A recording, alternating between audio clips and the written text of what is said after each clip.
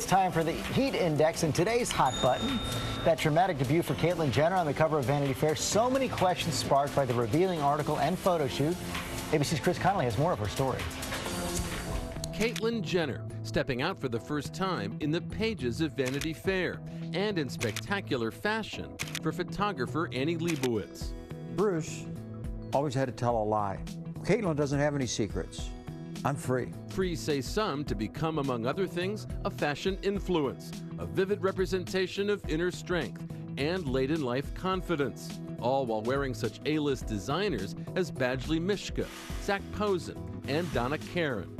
For Caitlyn, that confidence is hard-won, telling Vanity Fair she had a panic attack after facial feminization surgery and breast augmentation on March 15th, reaching out to a counselor for guidance and reassurance. To ABC's Diane Sawyer, Jenner had confessed another deep fear. Were you terrified to tell your children? Yes, every one of them. Why?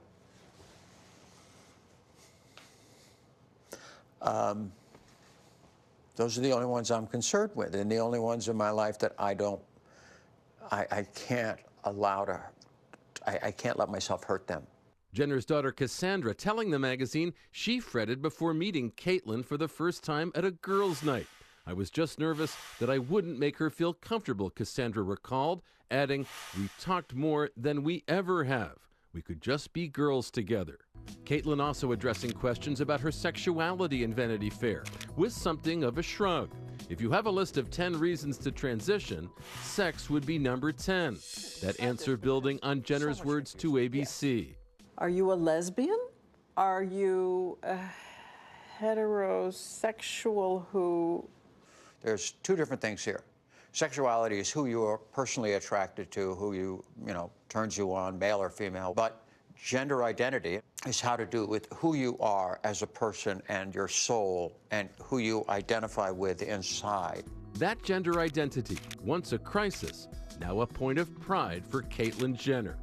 For Good Morning America, Chris Connolly, ABC News, Los Angeles. Thanks to Chris for that. A lot to talk about, and we're joined by one of the world's most recognized transgender models, Andreja Pejic. Welcome. Hi. And our own Dr. Jen Ashton. And Andrea, let me begin with you. In the article, Caitlyn talks about the high hopes that Caitlyn is a better person than Bruce. So can changing the outside really change the inside? Well, I think I personally transitioned at the age of 14, and so I don't know, my experience is a little different from hers, but I do think I'm a happier person than I've ever been. And I feel like the personality traits that I've suppressed before, I can kind of express now and let them grow. So yeah, I do feel like if you're happier about life, you can be a better person as well. As you said, you were much younger than Caitlyn, and I want to play another bit of Diane's interview where she asked her, why now? Yeah. Why now? 65? Why now? I just can't pull the curtain any longer, okay? I've built a nice little life. I just can't, again, Bruce lives a lie.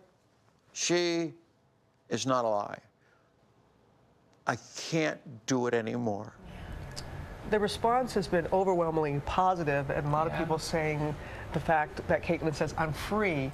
But you know there are still challenges ahead. Well, there are, and it can be a very beautiful process personally, but you know, life is not an easy matter for anyone, and you know, it's not a fairy tale at the end of the day. You still have to face life's challenges as a woman, and all the challenges that come with being a woman. But you know, I think she's on a great path, and I thought the cover was beautiful, and she surprised everyone, and it's amazing to see.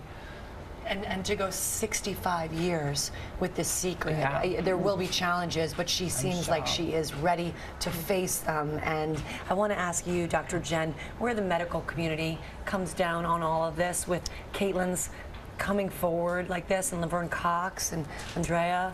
I mean, I think in many ways, medicine is still in the dark ages with treating transgender patients. Recent studies have shown there's tremendous bias and discrimination and even harassment.